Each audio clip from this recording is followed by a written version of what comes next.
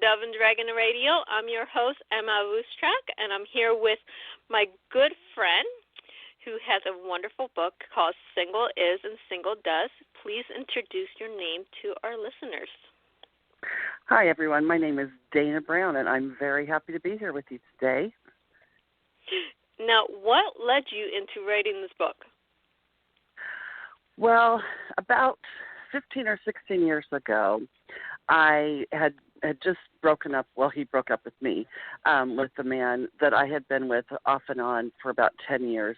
And I was done with heartbreak. I was in my early 50s, and I thought, or late 40s at that point, just kind of over it all. And I was talking to a friend, and he suggested that I start journaling about the heartbreak, and so I did. And I had kept journals for years for different types of journaling, and as I was writing about the heartbreak, it just kind of changed from about this particular relationship to all the relationships I had, starting with my first, junior high romance, and just as I was going through it, it morphed into just stories about myself in and out of relationships. So it's not like a tell-all of all the men I've been involved with. It's more of how I have navigated single life. And I read it as I first started it, I read it to some friends, and they said, this is funny. This could be a book. So I just kept at it, and like I said, it morphed over the years. But 15 years later, I finally finished it. Well, sometimes the best work takes a while to write. Yeah. I'm I was looking learning at all the time as I was doing it. Of course. I mean, you have something in there about been to an emergency room patient in Italy. Yes. In fact, the gentleman that I had been heartbroken over, he and I turned out to just be great friends. We weren't good in the romantic world, but as friends, we were awesome. So he and two other friends and I spent 17 days in Italy, and on day 2, I thought I'd be really funny and jump up. We were at the Colosseum, and I was going to just hop up on one of the pillars they have because people were pretending like they were statues. And so as I hopped up, I hopped up with too much vigor, and I just kept going over the other side, and I came down about 4 feet onto my right leg, and I hyperextended my knee, and I tore my meniscus and ACL. And so I was on crutches for the rest of the trip, and so and so it's funny because that old boyfriend, my friend, had to wheel my suitcase all over Europe for me, so he had double duty of that. So, I mean, it's not funny that you got hurt, but it's kind of funny how he's there wheeling your stuff around. It's just, but we look back on things, so. I mean, it's not funny in the moment, obviously, but later on. It was not. Makes for a good story in a book. Yeah, I mean, why not? I mean, you don't want to write about it at the time, but you look back on it 2, 3, 5 years later, and they go, that was kind of funny, and what I did was, I shouldn't have done it, but it makes a great story. Yeah, and it also just reminded me of how great it is to have single friends, because I could not have gotten through that without them. And so that's kind of like a lot of what the book is about, is we might be a partner, a boyfriend or girlfriend or husband or wife, whatever, but if we surround ourselves with a good community, then we're fine. It's all, that's what it's all about. It's about the support. We all have our village around us. We do. I mean, that's so important right now. The younger generation, their village is their online community. They don't have a true village like what we have. Mm-hmm. And I'm almost 40, so. But yeah, I'm 59, so I have lived through, snail mail and then through email and online and all this, and there's nothing that takes the place of that one-on-one connection with your friendships or relationships. But it is handy to have the online the experience, but it also broadens it too. You have so many more friendships all around the world that you wouldn't necessarily have without that. But nothing takes the place for that. Just hands-on personal experience, which is what I experienced and shared all throughout the book. Right. I mean, we look at our village. It could be your close family, mom, dad, grandma, your cousins, brothers, sisters, and then you expand out. But the adventures you take them on is what matters. Mm-hmm. Yes, yeah. I have a great family, but also I have great extended family with my friendships because you don't choose your family. No, you don't. But I love my family, yeah. But I have been blessed with great friends, married and single, all throughout my life. Yeah. Well, I mean, I have my close friends. I adopt people into family. So my friends become my friends become my sisters or my brothers or nieces, nephews, whatever the case may be. So I have an extended family that's like 50 strong that has not a drop of blood with me, but they're family. Yeah, exactly. I've got two great nephews and that live.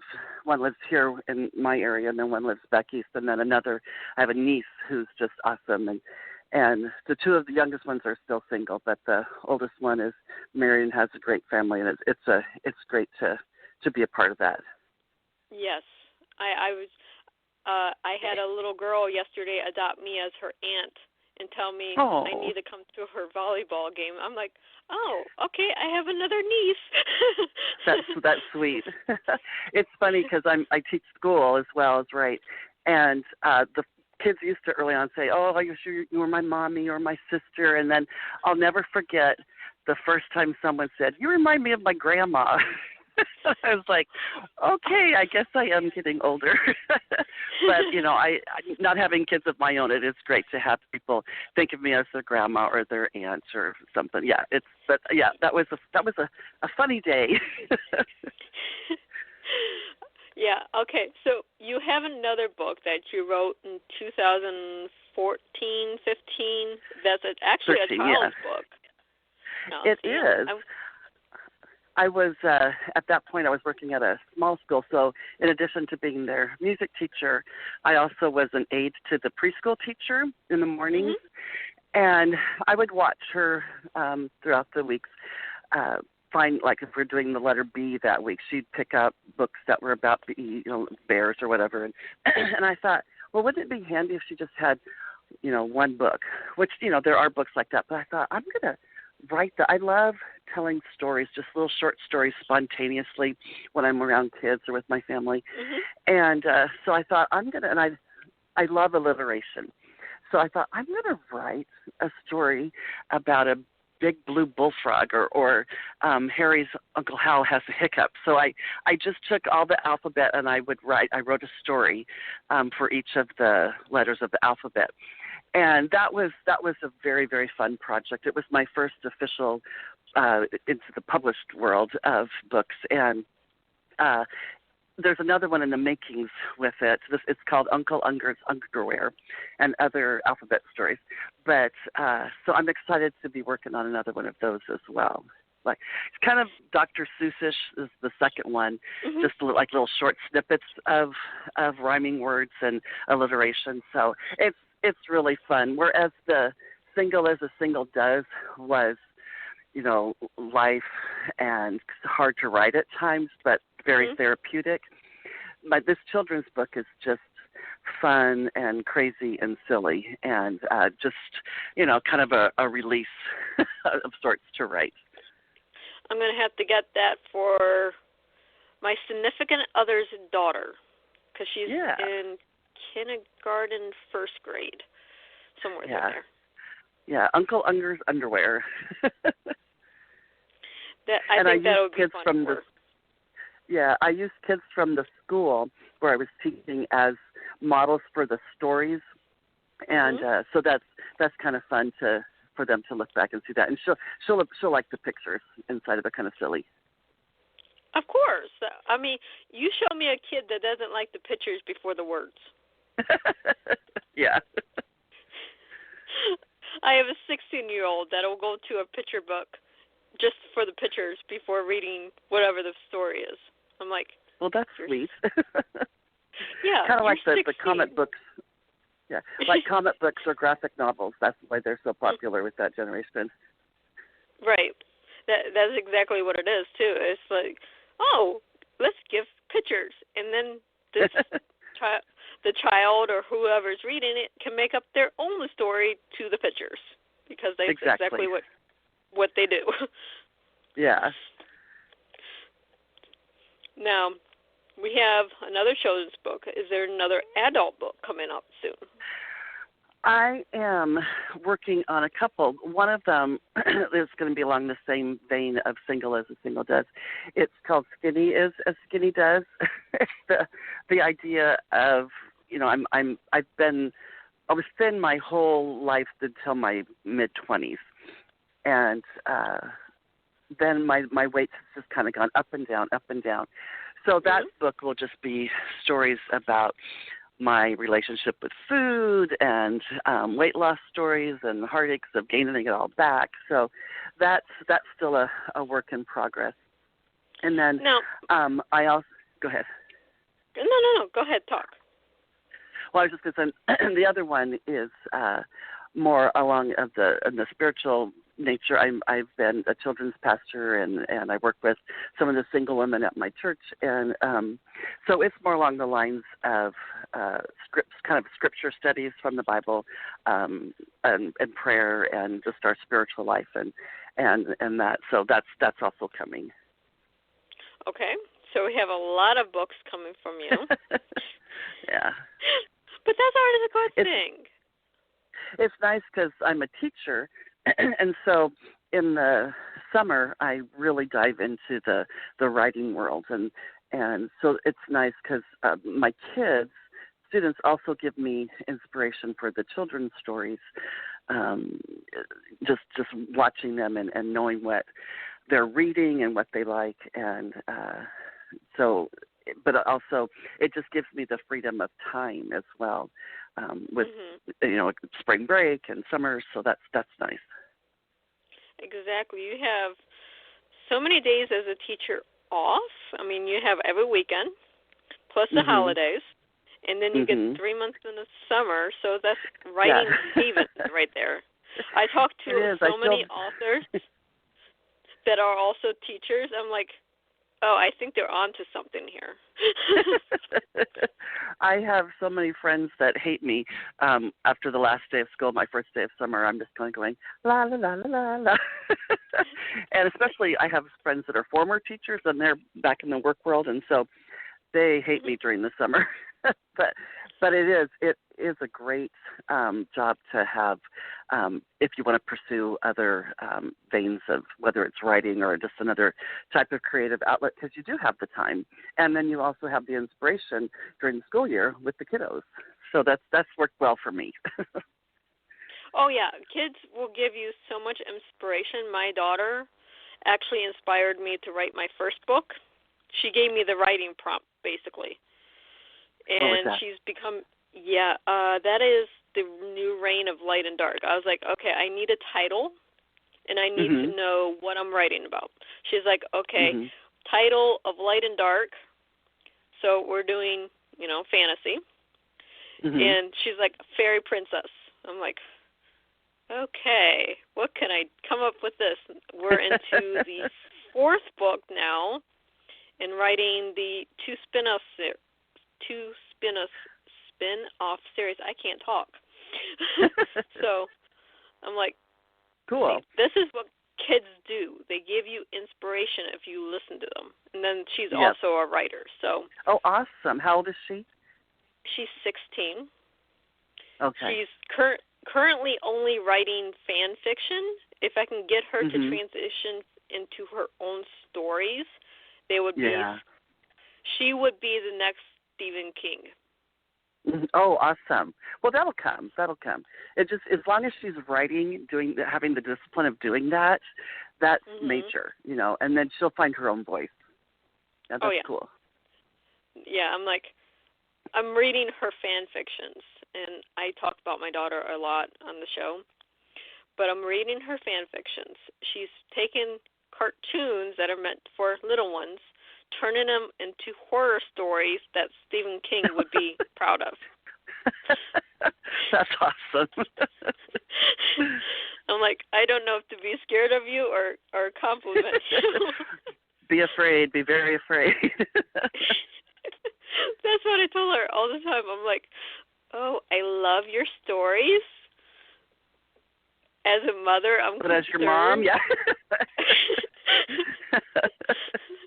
I was just thinking that. I mean, as an author, it's great. Okay, as an author, as a publisher, as a screenplay writer, I love it. As her mother, I'm going, this can't possibly be my daughter. Yeah. That's hilarious. Because they're awesome to give you inspiration. I mean, still today, if I'm having struggles within one of my books, I go, hey, baby, read this and tell me what I'm doing wrong. And we'll discuss the whole situation. That's cool. That's nice. Yes. It's great you have that built-in sounding board for you as well. I've got the couple of daughters that are in their mid-20s that are daughters of a very good friend that I've had since I was 18. And so, that's a long time. And so I've been part of their life, their whole growing up years. And they're both single. One is in her, I think she just turned 27. And the majority of her friends are already married. And just, getting back to single as a single does. They've both read the book because I was thinking it's probably, women from my generation to say, well, this is how I navigated life. But these young women, it's really cool to hear their response to it because they're going, yeah, we might not get married. We probably will, but in the meantime, we don't want to just sit and wait for life to happen. We want to get out there and have fun and do stuff and experience life. Even something like don't put off buying a house until you have a husband to do it with. Go for it if that's what you're wanting to do. So these young women have been really inspiring to me to keep going in working with single women because I just don't want them to think, oh, I don't want to be like her.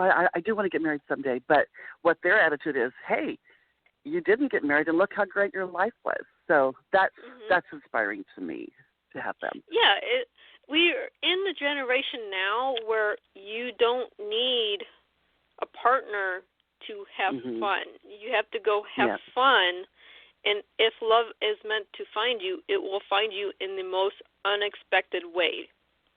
Yeah. And if we're just sitting around waiting for it to come, that doesn't make us look that attractive. If we're just not doing anything, not experiencing things, and it's not just seeking out fun. Success with your career, success with your relationships and friendships, and volunteering, and just anything like that. It's important to be well rounded. And if your one goal is just to sit and wait for someone to come and partner with you, then that's kind of sad. It's kind of heartbreaking to me. That's part of why I wrote the book too. Yeah, it's not just it's heartbreaking and sad. It's what missed opportunities are you looking at just by sitting and doing nothing? Exactly. What are you robbing the world of that you could bring to them? What are you robbing your neighbor of? What are you robbing of your community with you wasting the gifts you've been given by just hoarding them and waiting? So, yeah. Right. I mean, if you're sitting at home and your passion is writing, and you're writing while you're waiting for love, great. You're doing something with your passion. But you also have to find your passion before you can find yourself, which will lead to love or better relationships with friends, family, your inner circle. Exactly. A funny story about not waiting. I've traveled to India a couple of times to work with an orphanage and school over there. And I was speaking to a group of women, and the translator was there, and she was kind of, as I was speaking about my life and my life experiences in America, I could just see her look was kind of funny as she was interpreting, and then I was watching the women's faces, and then when it was done, I was, you ask for questions, and thinking, it would be a whole different vein or a whole different direction, but everyone said, are you praying for a husband? Why are you not married? Why don't you have a husband? Why isn't this a concern? It was just, I thought, whoa, So Yeah. it's not just in our time where we are right now, but it's where I am in the culture of the United States. It's like it's okay for women to not be married, or it's okay to desire it, but to just go ahead and pursue your life. But these women were just flabbergasted that I wasn't more concerned that in my 40s at that time that I didn't have a husband. I was talking to a lady, an author that came from another country, and she's like, I was married, I think she said, like, in her early 20s, maybe, successful by 30. I'm like, okay. And then I come here, and we have women in their 50s, very, very successful. She's in Canada. Not married, never got married, never had kids. And I'm like, it's a complete culture shock for myself. I'm like, yeah. We go from different cultures, but we also have to talk to different cultures to learn about different ways of life. It's not just that's the so American important. way. Yeah. Totally. 100%. I love the analogy when people say, I love the lake in my backyard, but as they got older, they realized my lake kind of stinks. It kind of smells. So as they went around the world and saw other people and their life and thought, my lake is nice, but it's not the only one, and it's kind of smelly. So it is so important to get out and see what other people are thinking and what other lifestyles are. That's so important. It's not, Of course. We don't want to whitewash. I mean yeah. We have to look at other people, other cultures, but at the same time, look at them as people. I think we have that disconnect that, this other person, and we judge the book by its cover. We put people on pedestals that maybe shouldn't be. We put people down that definitely shouldn't be. When since I was born in 1960, I grew up in an era where women, we're still with the Me Too movement and everything. It's obviously still happening. But part of what I talk about in my book is Mary Tyler Moore, the character of Mary Richards from the Mary Tyler Moore Show. That started when I was in junior high and finished when I was in high school. That watching her and seeing her go through a generation where women weren't necessarily looked at, especially on television, as career women and not seeking a mate or realizing that you don't have somebody and that's okay. And so that had a huge bearing on me in my formative years in high school, thinking, you know what? I want to go to college. I want to get a job. I want to work a while before I get married. And obviously it just continued in that vein. But just seeing and being open to what else is out there and what around the world with different people groups, or just even in your own backyard, seeing how other people are choosing to live, and say, you know what? There isn't just one way of doing something. It's correct. I mean, we have so many different cultures that we can experience. The thing is getting out there to experience them, and don't just experience them on a computer screen or TV screen or theaters. Go experience them. Live your life. Yep. That's exactly. That's the whole premise of what I'm wanting to tell people in Single as a Single does, is that, don't just sit, don't just wait.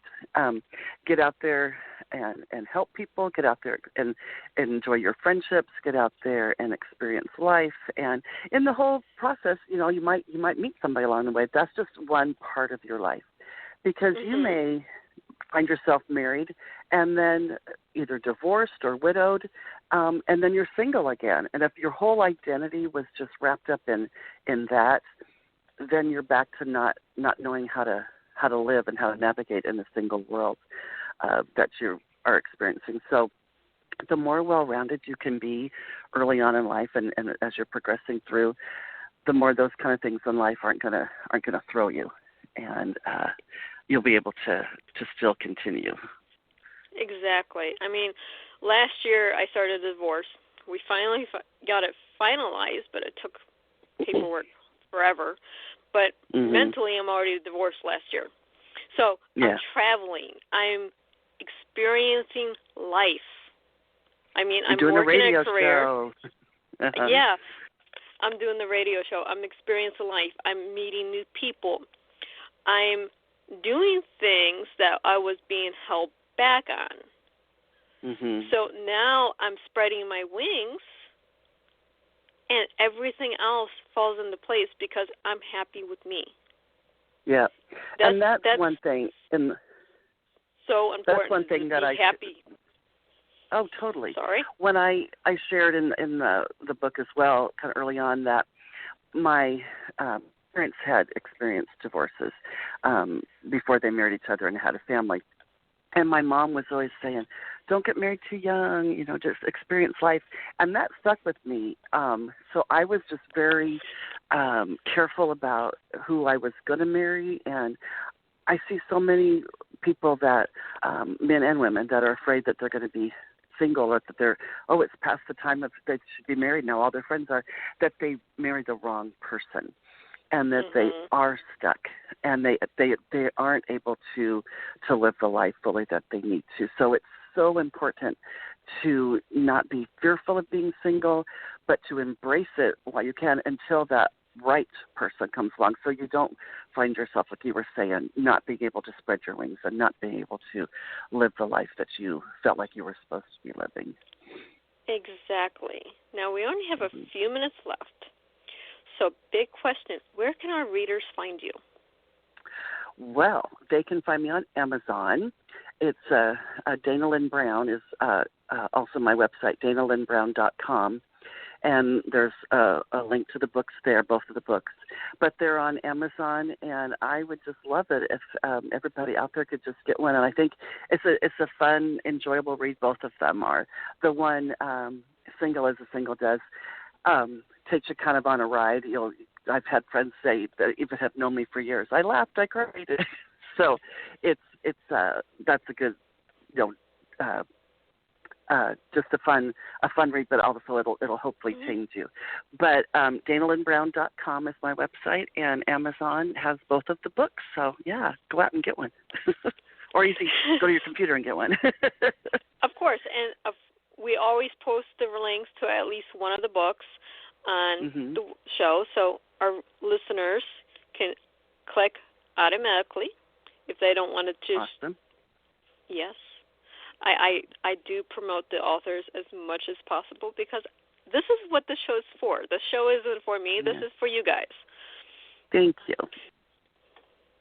And also, Of if there's course. any Portland listeners out there, I'll be at Jan's Bookstore from 1 to 3 out in Beaverton on March 7th, 1 to 3 out in Beaverton at Jan's Bookstore. Okay, I'll have to put that in the YouTube video. So it's Yay. on, yeah.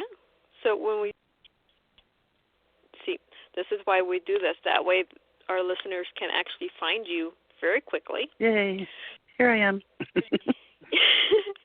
Yeah, I mean, seriously, our authors love people or their readers. I cannot talk today.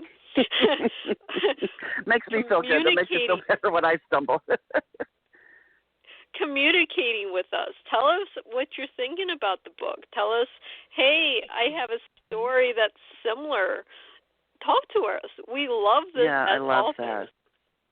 Definitely. But I've had friends from college that I haven't seen in 35 years, and then they read the book, they saw it on Facebook or something, and they say, oh, Dana, it's like being back with you in college in the dorm or something. So that's been, it's been fun to see that they find it just like a continued conversation.